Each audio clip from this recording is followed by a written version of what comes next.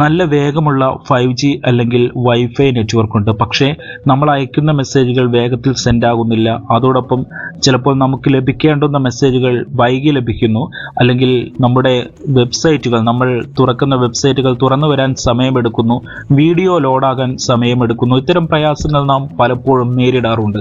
ഇതിനുള്ള പരിഹാരവും നമ്മുടെ ഫോണിൽ തന്നെയുണ്ട്.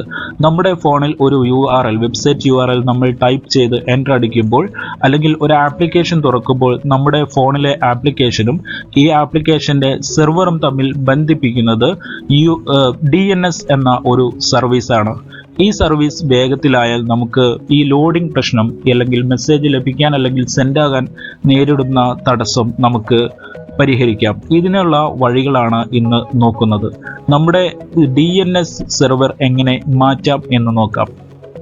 നമ്മുടെ ടെലികോം സർവീസ് പ്രൊവൈഡറുടെ DNS ആണ് ഡീഫോൾട്ടായി നമ്മുടെ ഫോണിൽ അല്ലെങ്കിൽ നമ്മുടെ ലാപ്ടോപ്പിൽ ഉണ്ടാകുക. ഇതെങ്ങനെ മാറ്റാം എന്ന് നമുക്ക് നോക്കാം. ഇന്ന് ലോകത്താകമാനമുള്ള പഠനങ്ങൾ തെളിയിക്കുന്നത് ഏറ്റവും വേഗമുള്ള DNS സെർവർ ക്ലൗഡ്ഫെയർ എന്ന കമ്പനിയുടേതാണ്. അതോടൊപ്പം ഗൂഗിൾ തുടങ്ങിയ കമ്പനികൾ അതിന് താഴെയും വരുന്നു. ഇനി നമുക്ക് എങ്ങനെ നമ്മുടെ ഫോണിൽ DNS സെർവർ മാറ്റാം, അതിവേഗതയുള്ള ക്ലൗഡ്ഫെയറിൻ്റെ DNS എങ്ങനെ നമുക്ക് ആഡ് ചെയ്യാം എന്ന് നോക്കാം. നമ്മുടെ വെബ്സൈറ്റ് എങ്ങനെ തുറക്കുന്നു എന്നത് ഈ DNSനെ അപേക്ഷിച്ചാണ് ഇരിക്കുന്നത് എന്ന് മനസ്സിലാക്കുക. ആദ്യം സെറ്റിംഗ്സിൽ പോയി സെറ്റിംഗ്സിന് മുകളിലെ സെർച്ച് ബാറിൽ DNS എന്ന് സെർച്ച് ചെയ്യുക.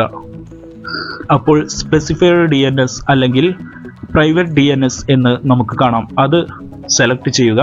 ശേഷം അതിൽ സ്പെസിഫൈഡ് DNS അല്ലെങ്കിൽ പ്രൈവറ്റ് DNS എൻ്റർ ചെയ്യാനുള്ള ഒരു സ്പേസ് കാണും. അവിടെ നമുക്ക് one.one.one.one ഇത് ക്ലൗഡ്ഫ്ലെയറിൻ്റെ DNS സെർവർ URL ആണ്. ഇത് എൻ്റർ ചെയ്യുക. എന്നിട്ട് ശേഷം അത് സെലക്ട് ചെയ്യുക. ഇങ്ങനെ നമുക്ക് ഗൂഗിളിൻ്റെ അടക്കം മറ്റ് സെർവർ URLകളും ഉപയോഗിക്കാവുന്നതാണ്.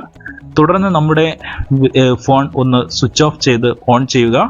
ശേഷം ഈ DNS സെർവർ വഴിയാകും നമ്മുടെ ഫോൺ ഇൻ്റർനെറ്റുമായി കണക്റ്റ് ആകുന്നത്. നമുക്ക് വേഗതയുള്ള ഇൻ്റർനെറ്റ് സർവീസ് ശരിക്കും ആസ്വദിക്കാം. നമുക്ക് ഇത്തരത്തിലുള്ള വീഡിയോകൾ ലഭിക്കാൻ ഇനിയും ഈ ചാനൽ തുടരൂ. ഈ ചാനൽ സബ്സ്ക്രൈബ് ചെയ്യൂ.